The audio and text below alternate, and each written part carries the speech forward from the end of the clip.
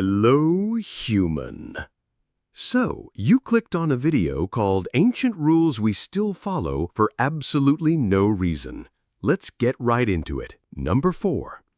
You've buttoned a shirt 1,000 times without a second thought, but have you ever noticed that men's and women's shirts have buttons on opposite sides?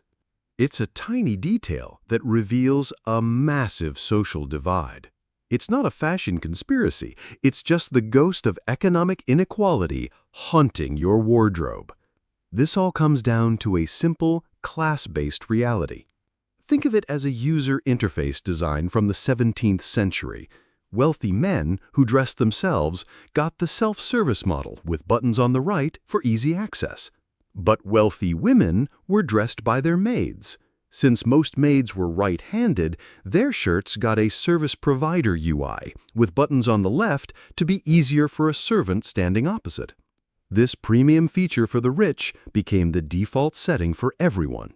So every time you get dressed, you're following a rule set by someone else's 17th century servant.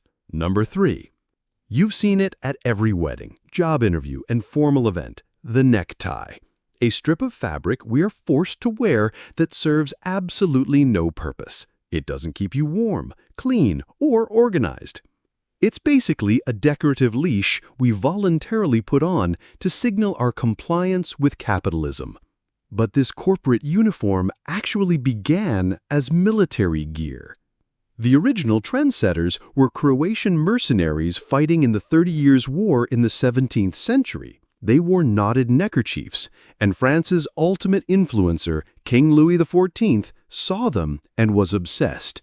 He adopted the look, calling it la cravate, a corruption of the word Croat, and it instantly went viral among the Parisian elite.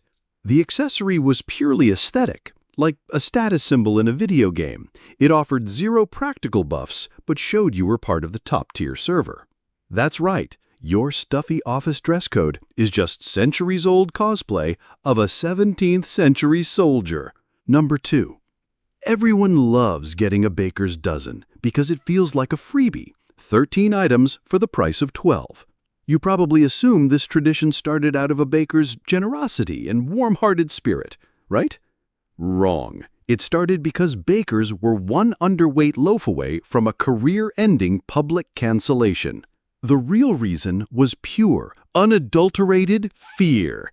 In medieval England, bakers were governed by strict laws against shortchanging customers, like the assize of bread and ale. The penalties for selling underweight bread were brutal: fines, public flogging, or worse. So bakers treated every dozen like a piece of buggy software that needed a fail-safe. They'd add a 13th loaf, the Vantage loaf, as a patch to prevent a system crash. It was less a bonus and more an insurance policy against government-mandated debugging.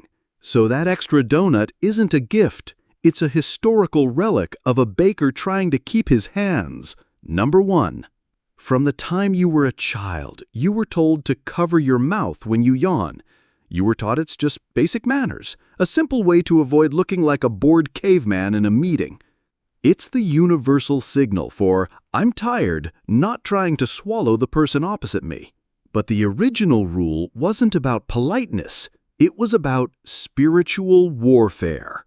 Ancient cultures viewed the body like a personal computer with some serious security flaws. A yawn was seen as a moment of extreme vulnerability, a system port temporarily left wide open. Widespread ancient beliefs held that this open port could allow your most critical file, your soul, to get corrupted or even uploaded out of your body by accident. Worse, it was a prime opportunity for external threats like demons or evil spirits to hijack your system. Covering your mouth was literally a firewall, a manual security protocol. So the next time someone yawns without covering their mouth, just know they're not rude. They're just practicing unsafe spiritual browsing. That's all for today. If you want to keep sharpening your mind, hit subscribe and we'll see you at the next briefing.